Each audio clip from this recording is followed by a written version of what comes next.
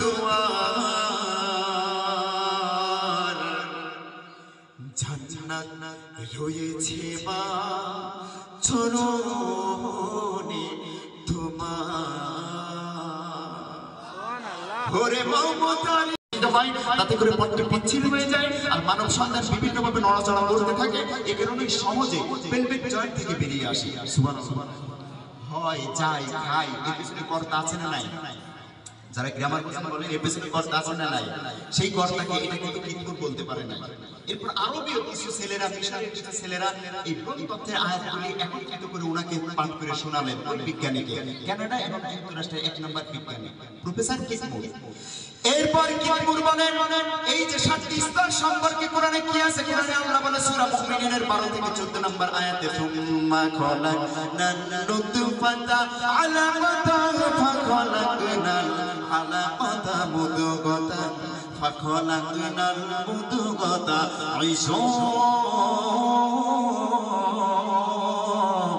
আল্লাহু আকবার বলেন উনি বলছেন এই 7টি স্তর কোরআনের ভিতরে কিভাবে আসলো মরুভূমির প্রান্তরে বাস করেছে মুহাম্মদ কিভাবে জানে তিনটি স্তর অতিক্রম করতে হয় আমি নিয়মর বললাম ইন্টিরিয়র অ্যাবডোমিনাল ওয়াল ইউরিনারি ওয়াল অ্যাবডোমিনাল মেমব্রেন তলপিক সম্মুখ প্রাচীর ছড়াই প্রাচীর ব্রণের পর্দা আল্লাহ কোরআন বলেছে ফি যুলুমাতিন সালাস তিনটি অন্ধকার গহ্বর অতিক্রম করতে হয় কিতমুর বলে এই জেনেটিক্স ইনফরমেশন মানব ব্রণের বিভিন্ন স্তর এটা মায়ের গর্ভে যেটা মাইক্রোস্কোপ দিয়ে ছাড়া দেখা যায় না মুহাম্মদ কিভাবে কোরআনে ঢুকিয়েছে এটা কোরআনের বর্ণনা মুহাম্মাদের নয় এটা আল্লাহ প্রদত্ত কোরআন আমি খ্রিস্টান হতে পারি আমার চিপ সহ 14 জন সবাই মিলে মুসলমান হয়ে গিয়েছে বলুন সুবহানাল্লাহ আর জোরে বলুন সুবহানাল্লাহ এই যে ইমব্রিওলজি আগে শুনলেন কসমোলজি এরপর শুনুন যেটা হচ্ছে সবচেয়ে মডার্ন সায়েন্সের জনপ্রিয় সূত্র সেটি হচ্ছে থিওরি অফ রিলেটিভিটি জেনারেল যারা লেখাপড়া করেছেন বুঝবেন E = mc² এই সূত্র অর্থাৎ ভরকে শক্তিতে রূপান্তরিত করা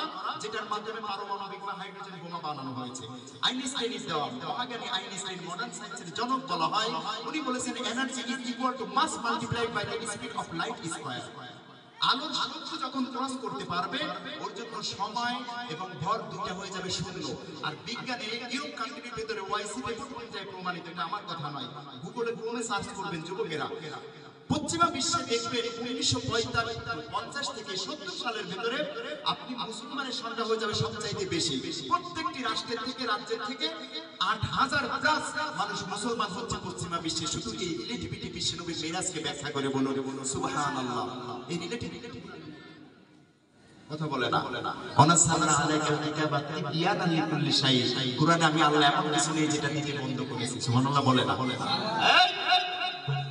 চুপ চুপ কথা হবে না চুপ চুপ বসো বসো ভালো স্টেজে আসো স্টেজে আসো আমার দিকে মানে কঠিন আলোচনা তো একটু ডিস্টার্ব হয় আপনারা আবার কষ্ট নেবেন না মাঝে মাঝে হিট না দিলে ওরা আমার কথা বলবে কষ্ট হচ্ছে না নারায়ে তাকবীর ভাইরা আমার আল্লাহ নবী বলেন গর্বের ব্যাপারে আমি বলেছি দুনিয়ায় তুমি এসেছো আল্লাহ কোরআনে বলেছে দুনিয়াতে আসার পরটা তোমাকে সহজ করে দিয়েছে কে সে পৃথিবীর আর কেউ নয় নুতফাতিন খলাকাহু ফাকাদ্দারাহু সুম্মা সাবিলা ইয়াসসারাহু বলুন সুবহানাল্লাহ আল্লাহ বলেন নুতফা থেকে আমি মানুষ সৃষ্টির সূচনা করি আর তাকে দুনিয়াতে আসার পরটা আমি আল্লাহ সহজ করে দেই আল্লাহ বলেন তুমি দুনিয়াতে এসেছো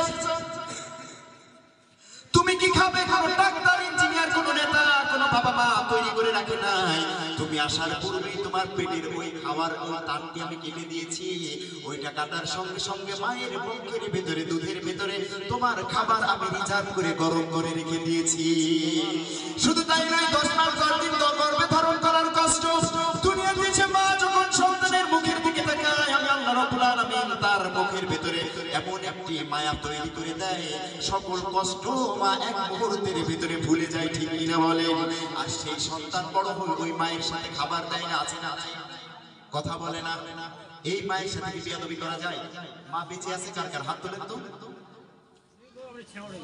মাশাআল্লাহ, হাত নামান। অনেকে হাত তুলতে পারে নাই, কারণ বিজ্ঞানী বলেছে যে একটা মা, একটা সাধারণ মানুষ যদি 45 মিনিট পেইন প্লাস ব্যথার তীব্রতা ভোগ করে, ও হয় মারা যায়, না হয় চেঞ্জলেস হয়। কিন্তু বিজ্ঞান বলছে একজন মা যদি একটা সন্তানের মুখ দেখতে চায়, তার জন্ম দিতে কমপক্ষে 57 ইউনিট পেইন প্লাস ব্যথার তীব্রতা অনুভব করেই সন্তানের মুখ দেখতে হয়। বলুন আল্লাহু আকবার। এই যে যন্ত্রণা, আমরা পুরুষ, এটা মাইক দিয়ে বয়ান করে বোঝানোর মতো না, ঠিক কিনা বলেন?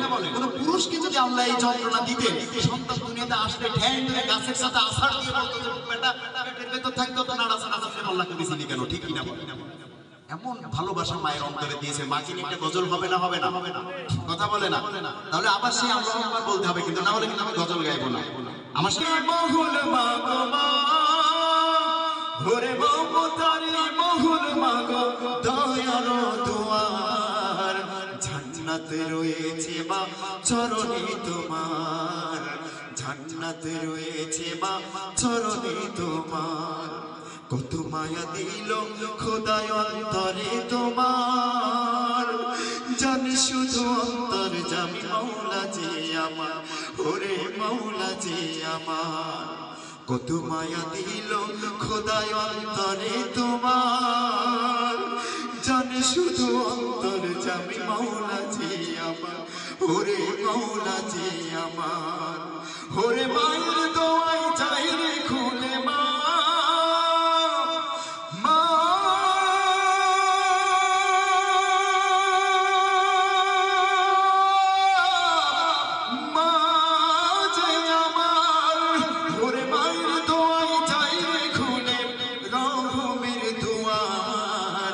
জান্নাতে রয়েছে মা চরণে তোমার, জান্নাতে রয়েছে মা চরণে তোমার। ওরে মমতারি বহুল মা গো মা, ওরে মমতারি বহুল মা গো, দয়ার দুয়ার, জান্নাতে রয়েছে মা চরণে তোমার, জান্নাতে রয়েছে মা চরণে তোমার। কষ্ট হচ্ছে? জানুয়ারি 4 তারিখ পর্যন্ত, তারপর আবার বাংলাদেশে শুরু। বাংলাদেশে বেশি জলসা নেই না এই কারণে, কারণ বাংলাদেশে এবার নির্বাচন, যে কারণে অনেক জলসা মানে মাহফিল বন্ধ করে দেওয়া হচ্ছে। তো আপনারা আমার জন্য দোয়া করবেন, পারবেন তো ইনশাআল্লাহ? তবে চলবে, আপনারা যতক্ষণ আপনাদের চার্জ থাকবে, আমারও ইনশাআল্লাহ চার্জ যতক্ষণ যাবে না, কারণ সাউন্ডের অবস্থা খুবই ভালো। গজল হবে তো এরকম? হ্যাঁ হবে তো। এখন একটু পরে, তাহলে সবগুলো পরপর গিয়ে দিলে যখন সব মিটে যাবে, লোক চলে যাবে। এইটা করা যাবে না। দোকানদার আর যাই করুক না কেন, শাটার টানতে ভুল করে না। কথা বলেন, বক্তা আর যাই করুক, আপনার আকর্ষণ নষ্ট হওয়ার কাজ করতে পারবে না, তাহলে সে আন্তর্জাতিক পর্যায়ে আসতে পারবে না। ওই মসজিদ এরিয়া নিয়েই পড়ে থাকতে হবে, ঠিক কিনা বলেন? আবার আমি আপনাকে নিয়ে অপকার করছি না, আল্লাহ মাফ করুন। আমি একটু রসিকতা করলাম, কষ্ট পান নাই তো ইনশাআল্লাহ? কথা বলা না। তবে কোরআনের কারীমের 3য় নম্বর অনন্য বৈশিষ্ট্য হচ্ছে, যারা এর ভুল ধরতে এসেছে তারাই জীবনের ভুল খুঁজে পেয়েছে, ঠিক কিনা বলেন? 3য় নাম্বার যে জনপ্রিয় সূত্রটি, energy is equal to mass multiplied by the speed of light square, অর্থাৎ শক্তিকে ভরকে শক্তিতে রূপান্তরিত করা, যেটা বিষ্ণুবের মেরাজ, দিনের আলোর মতো উজ্জ্বল। আমি কি তথ্যটি বলে সামনে যাব নাকি না বলে চলে যাব? বলে যাব। একটু গভীর মনোযোগ দেন। কোরআনে এমন কি নাই, আপনি যুবক বিয়ে করবেন, বাবা মা কি করে, ওই এরিয়াতে গিয়ে ওই মেয়ের আশপাশে খোঁজ খবর নেয় যে এই ওর চরিত্র কেমন, কেমন কি আগে বিয়ে ছিল নাকি, এটা করা লাগে না ভাই? আপনি সামনে বাজার একটু কাছে আসেন, এটা বলে না? কিন্তু কোরআনে আল্লাহ বলছে, আমি এমন কিছু দিতে বাকি রাখি নাই। তুমি ওই মেয়েকে বিয়ে করবে, মানুষের কাছে গিয়ে জাস্টিফাই করতে হবে না। কোরআনে আমি এমন আয়াত দিয়েছি, তিরমিজির হাদিস, আমার কথা না, এমন একটি আয়াত, ওই আয়াতে আল্লাহ বলছেন পৃথিবীর একজন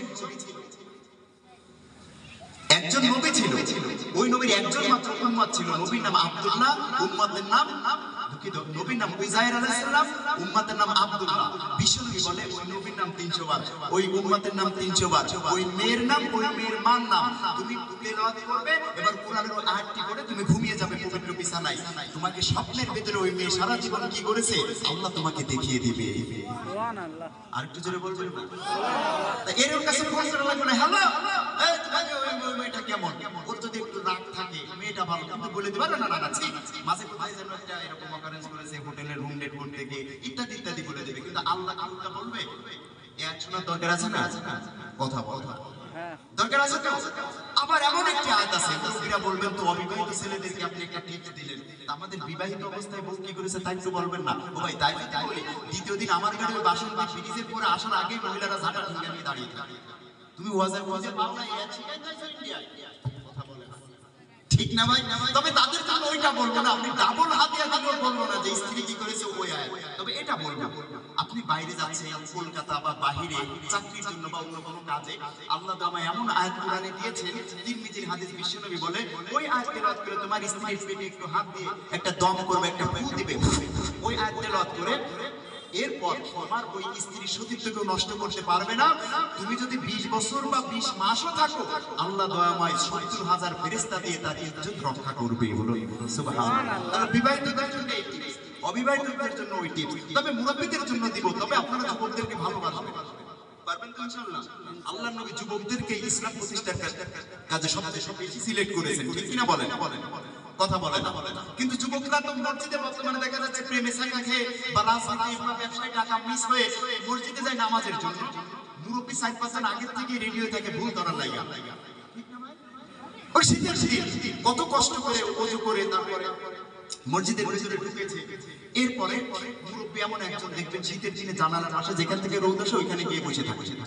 আবার গরমের সময় একদম প্রথমে ফ্যান হিসেবে নিচে ওইখানে মাসালা ফেলেছে, মনে হয় তার 14 গোষ্ঠী জায়গা হেন নামে একটু রেস্টি করে দিয়েছে। কথা বলে না। যুবককে নামাজ পড়ে আল্লাহু আকবার, এই নামাজ নাম কেবল পড়তেছে। মুরব্বী বলে এই কিরা ওযু করছো? ঠ্যাঙ্গি দিতেছে। যুবক দেখতেছে তাই তো, যাই আমি আরেকটু ওযু করি। এবার হাঁটু পর্যন্ত এই পাশে বগল পর্যন্ত সুন্দর করে ওযু করে এবার এসেছে নামাজ মুসাল্লিয়া। আরেক মুরব্বী এসে ওই জায়গায় দাঁড়াস না, ওই জায়গায় হাসপাতালে আজি আইবো। আজি সাহেব সবসময় ওই জায়গায় দাঁড়ায় নামাজ পড়ে। কথা বলে না, আছে কি না? মসজিদের জায়গায় কি দখল করা যায়? কথা বলে না। এবার যুবক করছে না, ওই আব্দুল্লাহ মাহমুদ বলেছিলেন সামনের কাতারে সওয়াব বেশি, মসজিদের জায়গায় রেজিস্ট্রি হয় না, আপনারা এগুলো করছেন কেন? মুরব্বি হেড আপ ঢাকায় ছেলে থেকে হয়েছে 3 জন বিদেশ। হ্যালো টাকা পাঠা কেন? আলাদা মসজিদ করব। আসলে মসজিদ করা তো মাকসাদ না, মাকসাদ মানে মাতুব্বারি করা, ঠিক কি না বলে? এরপরে যুবক ওইখান থেকে সরে পেছনের কাতারে এক কর্নারে গিয়েছে। আল্লাহু আকবার। এবার নিয়াত করতেছে নাওয়াইতু আন মুআদ্দিয়া লিল্লাহি তাআলা। ওনা জানাজা নাওয়াইতু আন উসবিতা আন জিম্মাতি ফারদি। ওনা এটা তো জুম্মা, মানে নতুন অবস্থায় নিয়াত এরকম মুসাফা লাগে। লাস্টে বলে তার নিয়াত নেই, আমি এইভাবেই দাঁড়াইছি, আল্লাহ নাম দিয়েছে। আরেক বুড়া এসে কয় গিরার নিচে প্যান্ট পরছো কেন? একটা পায়জামা পরে আসতে পারো না, গিরার নিচে নামাজ হয়? সুন্দর করে এবার যুবক মনে মনে কয় যে আল্লাহ আজকে একটু যদি মসজিদ থেকে আমার বের করে পুরা খাটাস না মারা পর্যন্ত আমি জীবনে মসজিদে আসবো না। এবার বাইরে বেরিয়ে জুতা পাইতেছে। এমন তো অবস্থায় আরেক মুরব্বি, আব্বু এই টি-শার্ট পরে কিন্তু মসজিদে আসতে হয় না, গেঞ্জি পরে কি নামাজ হয় নাকি? তখন কাকা এবার একটু মাফ করেন, আমি আগেই সিদ্ধান্ত নিয়েছি আমি আপনাদের মসজিদে আসবো না। এরকম হয় কি হয় না? অথচ একই মুরব্বি দেখবেন শীতের দিনে লাঠি একটা মুখে লাগিয়ে রাস্তা দিয়ে চশমার ভেতর দিয়ে এই মডেলে তাকাই, গিলাসের থেকে উপর থেকে এই পাশ দিয়ে ওই মাথা পর্যন্ত যত সুন্দরী মহিলা যাবে এক একটা করে সব দেখ। আবার যদি কাউকে একটু বেশি ভালো লাগে তাকে যে তোমাকে বাড়ি কই, তুমি কার গো? আর যুবক যদি ভুল করে কোথাও একটু চোখ এক পলক করে যায়, বেয়াদব না তুমি মেয়ের দিকে তাকাও, বাড়ি মা বোন নাই, চোখ খুঁজে পালাবো, কি দেখো আমার নাতির দিকে তাকায়? আছে না নাই? আবার কিছু দালাল দেখবেন পাশে থাকে, তারা বলে হাজী সাহেব বলে যে এই যুবকরা বর্তমানে যে কি খারাপ হইছে, মেয়ে ছেলে রাস্তায় পাঠানোর কায়দা নাই। আর কিছু দালাল পাশ দিয়ে বলে হাজী সাহেব ঠিকই কইছে, হাজী সাহেব ঠিকই কইছে। আরে ভাই আপনি হজ করেছেন, বাড়িতে এসে আপনার মেয়ে আপনার নাতিটাকে বলেন যে বন্ডি আমি হজ করে এসেছি, তুমি যদি আগে হালাতে কলেজে যাও আসো আমার সেই ইজ্জতটা থাকে না, তুমি একটা বোরখা না পরে বাইরে বেরিয়ে না, তোমার মেয়েকে যুবকেরা নাই ফেরেশতারা পর্যন্ত সম্মান করবে, ঠিক না বলে? কিন্তু এটা বলে না, চলে যায় হাজী সাহেব কি দেখায়। আল্লাহ আমাদেরকে বোঝার তৌফিক দান করুন, বলুন আমিন। কষ্ট পান নাই তো? সব মুরব্বি না কিছু কিছু আর ঠিক কি না বলেন? তাহলে তৃতীয় নাম্বার বৈশিষ্ট্য গেল। এরপর আমি বলতেছিলাম রিলেটিভিটি নিয়ে কথা। কি রিলেটিভিটি অর্থাৎ আপেক্ষিকতা। আইনস্টাইন বুঝে গভীর মনোযোগ। এরপর আবার বয়ানে চলে যাব, তখন আর ওঠার সুযোগ নেই, তবে কষ্ট করে 5 মিনিট বসে নারায়ে তাকবীর, আর একটু জোরে নারায়ে তাকবীর, নারায়ে তাকবীর। রিলেটিভিটি আইনস্টাইন বলছে ভরকে শক্তিতে রূপান্তরিত করা। তো আল্লাহর নবী মিরাজে গিয়েছিলেন কি গিয়েছিলেন না? কথা বলেন। বিশ্বাস করলে আপনি সিদ্দিক। আচ্ছা আমি এই টপিকে একটু পরে বলবো। রিলেটিভিটি। এবার সামনের অধ্যায়ে চলে যায়। Quran is the only book that brings people out of darkness to light. When a God people of all contaminated and amendment, my book must welcome last and final messenger of Lord for clear total crime. এই কোরআনের অনুসারী যারা হবে সকল অন্যান্য মতভেদকে format করে কোরআনের নূর জ্বালিয়ে যে দুনিয়া থেকে বিদায় নিবে, আমার আল্লাহ রাব্বুল আলামিনের কিয়ামতে আমি আরশের নিচে তাকে ছায়া প্রদান করব। বলুন সুবহানাল্লাহ। আরো জোরে বলুন সুবহানাল্লাহ। যে এর ইত্তেবা করবে। এবার ইত্তেবা নিয়ে আমি কিছু কথা বলি। আল্লাহ নবী দোহান থেকে কোরআন পেলেন, ভয়ে ঘাবড়ে গেলেন, স্ত্রীকে এসে দাওয়াতটা কেমন দিবেন এটা বলে আমি আলোচনা শেষ করব। কষ্ট হচ্ছে? কথা বলে না, এটা বলে ওই প্রশ্নের উত্তরগুলি বলবো। দাওয়াতটা আপনি কেমন দিবেন কোরআন? প্রথমে এই খ্রিস্ট নবী এসেছিলেন কার কাছে? আলেমরা বলুন। কোরআন নিয়ে আল্লাহ নবী প্রথমে এসেছিলেন কার কাছে? ভাইরা আমার, আল্লাহ নবী কোরআন নিয়ে ধ্যান করলেন, আল্লাহ কোরআন নাযিল করলেন। আল্লাহ নবী কোরআন নিয়ে মা খাদিজাতুল কুবরার কাছে বলে, ওগো প্রিয়তমা স্ত্রী আমার, এরকম একজন ব্যক্তি দেখলাম, ওইটা কি ভূত না দৈত্য আমি কিছুই বুঝতে পারলাম না। খাদিজাতুল কুবরা রাদিয়াল্লাহু আনহা বলে, ইয়া রাসূলুল্লাহ, ওইজন সাধারণ কোনো মানুষ নয়, কোনো ভূত দিয়ে আল্লাহ আপনাকে ভয় দেখাতে পারেন না, কোনো ভূত দিয়ে আল্লাহ আপনাকে ভয় দেখাতে পারেন না, কারণ আপনি পরিবারের সাথে খারাপ ব্যবহার করেন না, জনগণের সাথে খারাপ ব্যবহার করেন না। অতএব আপনি আমাকে প্রথমেই কালেমা পড়িয়ে মুসলমান করে দেন, কারণ আমি তাওরাতের বর্ণনা শুনেছি, জাবর, ইনজিল, কোরআন সব ধর্মগ্রন্থের বর্ণনা শুনেছি। কলকি অবতার হিসেবে আল্লাহ একজন প্রেরণ করবেন। আমার মন বলে আল্লাহর জাতির নামে কসম করে বলি, ওই কলকি অবতার হিসেবে আল্লাহ আপনাকে প্রেরণ করেছে। এবার বলে আমাকে কালেমা পড়িয়ে দেন, ও নবী, ও নবী। আল্লাহ রাব্বুল আলামিন বলেন, খাদিজার এই যে সাপোর্ট, এই যে ভালোবাসা, এই ঈমানকে আমি আল্লাহর এত পছন্দ নিয়ে হয়েছে। সামনে ওমর, পেছনে ডান পাশে হামজা, ওইখানে গিয়ে তাকবীর দিয়ে কালেমার দাওয়াত দিলেন। আবু বকর, আবু লাহাব, উতবা, সাইবা, ওয়ালিদ ইবনে মুগিরা, হিশাম কাবার চত্বরে কাবার ভিতরে পরামর্শ করছে। এবার চিন্তা করলো, হায় রে, ওমরের মতো, হামজার মতো ধনাঢ্য ব্যক্তি, হামজার মতো সিংহ পুরুষ এবং উসমানের মতো, খাদিজার মতো ধনাঢ্য ব্যক্তি যদি কালেমা গ্রহণ করে, তাহলে এই কালেমার দাওয়াত দিয়ে মুহাম্মদ জগৎটা জয় করে নেবে। আসলে জগৎটা মুহাম্মদ জয় করতে পেরেছে কি পারে নাই? তাহলে কি করতে হবে? মুহাম্মদকে হত্যা করতে হবে, নইলে দুই দাওয়াতি কাজ আর থামিয়ে রাখা যাবে না। কারণ আমরা তাওরাত, জাবর সব কিতাবের বর্ণনা শুনেছি। তাহলে মুহাম্মদকে হত্যা করতে হবে। দারুন নাদওয়া নামক একটা সংসদ ছিল, ওইখানে গিয়ে মাশওয়ারা করছে। আবু সুফিয়ান ছিল স্পিকার। এবার বলছে মুহাম্মদকে কি করা যায়? একজনে বলছে তাহলে ওকে দেশ থেকে সরিয়ে দাও, আরেকজন বলছে না, ওকে কারারুদ্ধ করো। এবার একজন মুরব্বি সেজে ওইখানে গিয়ে বলে যে তোমাদের কোনো আইন হচ্ছে না, তাকে পৃথিবীর থেকেই সরিয়ে দাও। এইজন হচ্ছে মুরব্বি। আবু সুফিয়ান বলে, আপনি কে? বলে, আমি মুরব্বি। ওই মুরব্বি বলে, আমি হচ্ছে বিশ্ব মুরব্বি, আদমের চাইতেও মুরব্বি, আদমের চাইতে ওর বয়স বেশি। আসলে এই মুরব্বি কে বলুন তো? বুঝেন নাই কথা? শয়তান। এই মুরব্বি কে? মুরব্বি বলে ওকে সরিয়ে দাও, তাহলে কোরআন স্টপ হয়ে যাবে, কোরআনের দাওয়াত ফরমেট হয়ে যাবে। আসলে কোরআনের চাবিকাঠি কার হাতে? কথা বলেন, কথা বলেন না। এমন নোংর আল্লাহ বলে, তুমি শক্ত করে ধরো, আমি দেবো একটা কোরআন। ছোটবেলা আমরা কুস্তা পাকাতাম, এক পাঁচটা না পাট কি বলেন, একটা থাকতো বাবার হাতে, একটা থাকতো সন্তানের হাতে। কখনো কখনো সন্তানের হাতে ছুটে যেত, বাবা বলতো বলো, আর মাঝে মধ্যে আব্বার হাত দিয়ে ছুটে যেত না? আপনি কি করতেন? আব্বা তোমার কোনো কাজ কামাই, ভালো করে ধরো, এর বেশি কিন্তু না। এবার কোরআন এমন একটা রশি, এই রশি ধরুন একটা পাট বা কুস্তা, এর একটা প্রান্ত আছে কার হাতে? জোরে বলে, আরেকটা আমাদের হাতে। আল্লাহ বলে তোমার কুস্তা যে কোনো একদিক দিয়ে ছুটতে পারে, কিন্তু এই কোরআন নামক রশি আমার হাতে যেটা, এটা কোনোদিনও ছুটবে না। 800 কোটি মানুষের ধরে যদি ঝুলো, ওটা ছুটবে না। তুমি একটু শক্ত করে ধরলে আমি দেবো একটা কুস্তা দড়া টানা প্রতিযোগিতার মতো। বিপরীত 6 জন ফেলে ছিটকে এদিক ওদিক চলে যায়, আর আমি আল্লাহ টান দিব, তুমিও ছিটকে যাবে। ছিটকে তুমি এদিক ওদিক যাবে না, যেদিকে যাবে ওইটাই হচ্ছে জান্নাতুল ফেরদাউস। কথা বলে না ভাইরা আমার। আবু জাহেল বলছে, শয়তান বলছে, ও আবু জাহেল তাকে সরিয়ে দাও। আমার আল্লাহ কোরআনে আয়াতটি কোট করে দিয়েছেন, কিয়ামত পর্যন্ত যারা কোরআনের দুশমন হবে ওরা 3টা এই আইন পাশ করবে। আমার আবু জাহেল এবং কোরআনের দুশমনেরা, এমনকি আল্লামা সাঈদীর বিরুদ্ধে এই 3টি আইন পাশ করা হয়েছিল। ওয়া ইলিয়াম কুরুবিকাল্লাযিনা কাফারু লিযবিতুকা লিয়াকলু আও ইয়াখরুজু, এই 3টি আইন পাশ করবে। আমি আল্লাহ তাদেরকে ঢিল দিয়ে দেব, কিন্তু কোরআন ওয়ালাদেরকে রক্ষা করতে আমি দেরি করব না। বলুন সুবহানাল্লাহ।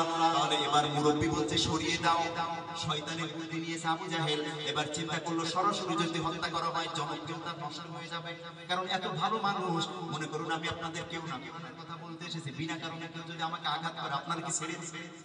কথা বলে না। আল্লাহ নবীর এমন চরিত্র মুসলমান যার কোনো কপি দুনিয়াতে হয় না, ওই চরিত্র দিয়ে জগৎটাই জয় করেছে। আবু জাহেল চলে গেলেন মদিনার বুকে, ওইখানে একজন হুজুর ছিল, নামটা ছিল হাবিব বিন মালিক। হাবিব বিন মালিক, কেউ বলেছে কাব বিন মালিক। ওই জায়গায় গিয়ে বলে, ওগো হাবিব বিন মালিক, আমার ময়দানে ওইখানে একজন কুরআনওয়ালা হয়েছে, নবী দাবি করে, ওকে হত্যা করতে হবে, কিন্তু একটা কলু দিয়ে হত্যা করতে হবে, একটা সুতা খুঁজে বের করতে হবে। এবার বলে, আমি একটা বুদ্ধি দেই। কি বুদ্ধি দিতে পারবে? বলে, আমি তিনটি প্রশ্ন তাকে করব, একটা শরীয়তি প্রশ্ন, একটা মারিফাতি প্রশ্ন, একটা আধ্যাত্মিক প্রশ্ন। এই তিনটি প্রশ্ন করব আমি। তাওরাত, জাবুর, ইনজিল, বেদ, মহাভারত এবং বাইবেল সবকিছুর হাফেজ আমি মুখস্থ করেছি।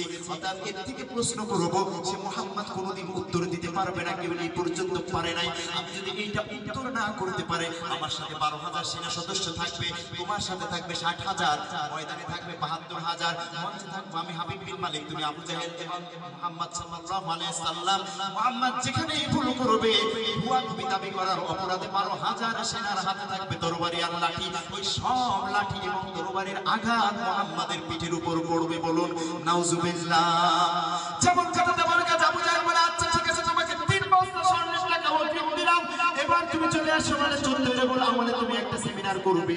যে মঞ্চে বসে একটা স্বর্ণের চেয়ার আবু জাহেল ওইখানে প্রেজেন্ট করেছে, একটি রৌপ্যের চেয়ার, সামনে আছে 72,000, এক দলে আছে 12,000, আবু জাহেলের আছে 60,000। স্বর্ণের চেয়ার থাকবে হাবিব বিন মালিক, আন্তর্জাতিক অপরাধ ট্রাইব্যুনাল গঠন করে তাকে এনেছেন। ডান পাশে রৌপ্যের চেয়ার, ওইখানে আবু জাহেল বসেছেন, আর কোন চেয়ার নাই মঞ্চে। আবু জাহেলের উদ্দেশ্যে মুহাম্মদ আসবে আর দাঁড়িয়ে থাকবে 72,000-এর সামনে মুহাম্মদকে দাঁড় করে অপমান করবে। কিন্তু আল্লাহ ওয়ালা যাদের, তাদেরকে সুরক্ষা দেন কে? ওয়ায়াকুরুনা ওয়ায়াকুরুল্লাহ।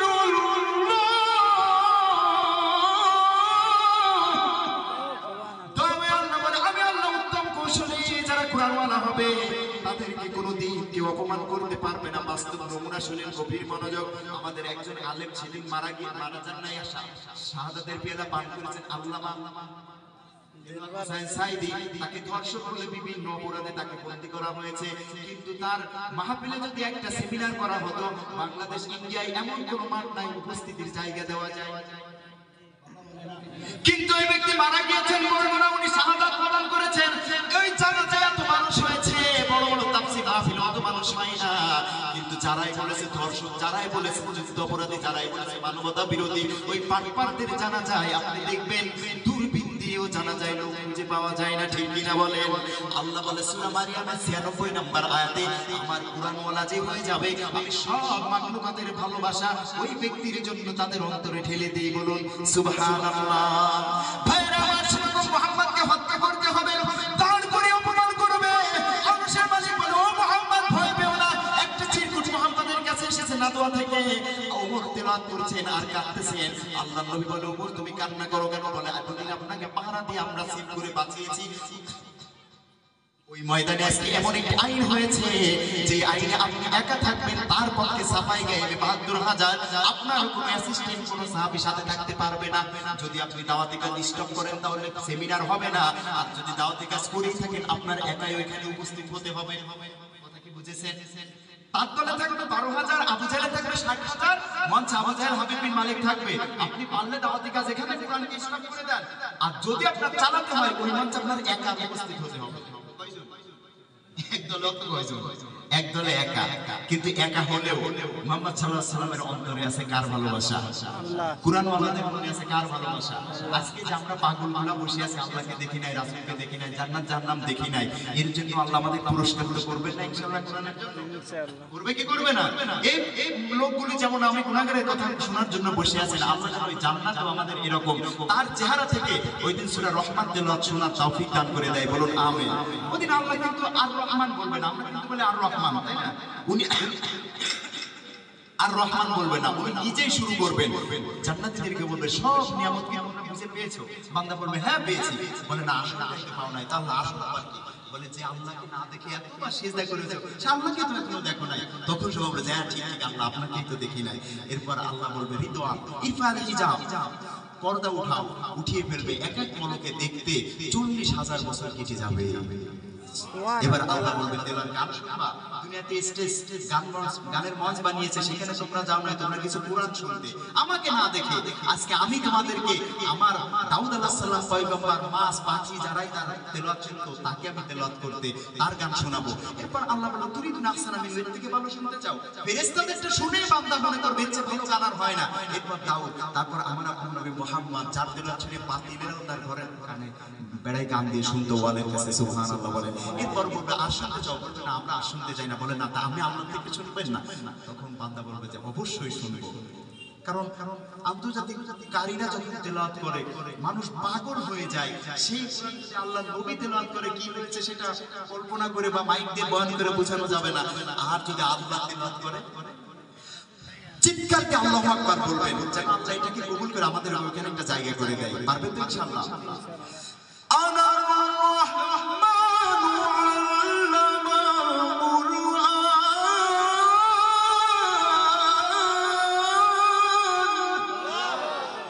ওদিন বলবে আনার রহমান, কি বলবে? কথা বলে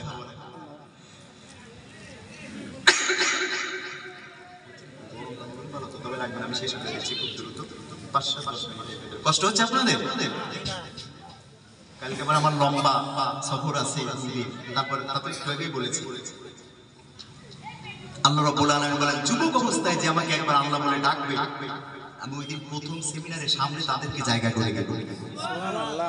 40 জন মুরব্বি যদি আল্লাহকে আল্লাহ বলে ওই ডাক জায়গাটা উপরে দ্রুত না ওঠে, একজন যুবকের আল্লাহ তার আগে আরশে চলে যায়। সুবহানাল্লাহ বলবেন না? এজন্য তো আল্লাহ তাই বলেছে, কই বলেছেন যুবকদের জন্য, হইলা না রে বন্ধু তুমি হইলা না মাওলা, খোদার হুকুম না শুনিলা একটা কথাও তা, তুমি হইলা তুমি মিছে প্রেমের মালা, সেই মালা হবে তোমার দু চোখের জ্বালা, হুর হাসে তোমায় দেখে তুমি হইলা কার, তুমি হইলা না মাওলা, হইলা না রে বন্ধু তুমি হইলা না মাওলা। আল্লাহ আমাদেরকে তার প্রিয় বান্দা হিসেবে কবুল করুন, বলুন আমিন। আর একটু জোরে বলুন আমিন। ভাইরা আমার, আল্লাহ নবীকে অবগত করবে মঞ্চে হাবিব বিন মালিক সন্নের চেয়ারে রূপের চেয়ারে আবু জাহেল মুহাম্মদ সাল্লাল্লাহু আলাইহি সাল্লাম আসেন না। এবার ওমরকে বলছে, ওগো ওমর তোমার সাথে কতজন আছে? বলে মাত্র 40 জন। ওই যে সেমিনার হবে, প্যান্ডেল হবে, যে এখানে 72,000 থাকবে, ওই 40 জনের 2 জন থাকবে এই ভাইয়ের লাল ভাইয়ের এখানে, 2 জন থাকবে ওই বক্সের ওইখানে, আর 2 জন থাকবে ডাবল লাইটের ওইখানে, 2 জন থাকবে ওই দাঁড়ানো 2 ভাইয়ের ওইখানে, আর 2 জন থাকবে মাঝখানে, 2 জন থাকবে ওইখানে। এই আমার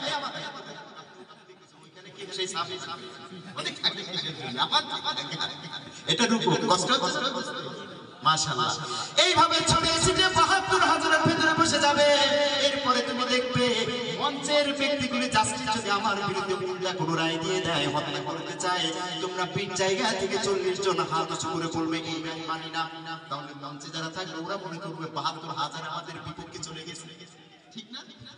পিঠ জায়গা থেকে 40 জন চিল্লানি দিলে মঞ্চে যারা ওরা তো দেখবে না যে কে সাহাবী আর কে হাবিব বিন মালিকের আর কে আবু জাহেলের, ওরা মনে করবে দ্রুত এটার পরিবর্তন না করলে ওই লাঠির বাড়ি আমাদের পিঠে উঠবে, দ্রুত তারা চেঞ্জ করতে বাধ্য হবে, তোমরা ভেতরে চলে যাও। সাহাবা আজমাইন চলে গেলেন।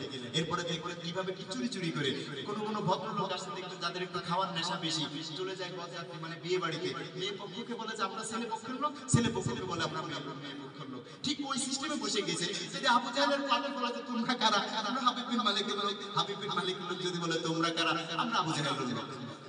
কথা বলে না ভাইরা আমার, সবাই পৌঁছে গেলে 72,000 মঞ্চে স্বর্ণের চেয়ারে হাবিব বিন মালিক, রূপের চেয়ারে আবু জাহেল। এবার বিশ্বনবী মঞ্চে আসেন না, মুহাম্মদ অপেক্ষা করছে কার হুকুমের? কার হুকুমের? ওই আল্লাহ হুকুম দিয়েছে তুমি চলে যাও, কোনো ভয় নাই, আমি আল্লাহ বাতিলের বিরুদ্ধে ময়দানে নামিয়ে আল্লাহ তোমাকে একা ছেড়ে দেই নাই। আল্লাহ নবী চলে আসলেন, মঞ্চের উপরে একটা পা রাখলেন, ডান পা রেখেছেন। হাবিব বিন মালিক তাকিয়ে দেখে, হায় রে, তাওরাতের হাফেজ, জাবুরের হাফেজ, ধর্মগ্রন্থের হাফেজ, অতএব তাওরাতের ভিতরে যে চেহারার বর্ণনা আছে, ইনজিলের ভিতরে যে চেহারার বর্ণনা আছে, বাইবেলের ভিতরে বেদের ভিতরে যে চেহারার চেহারার বর্ণনা আছে, আমি হাবিব বিন মালিক তো দেখতে পেয়েছি, সেই চেহারাটা আজ সম্মুখে সরাসরি আমার সামনে উপস্থিত হয়েছে। বলুন সুবহানাল্লাহ। এবার হাবিব বিন মালিক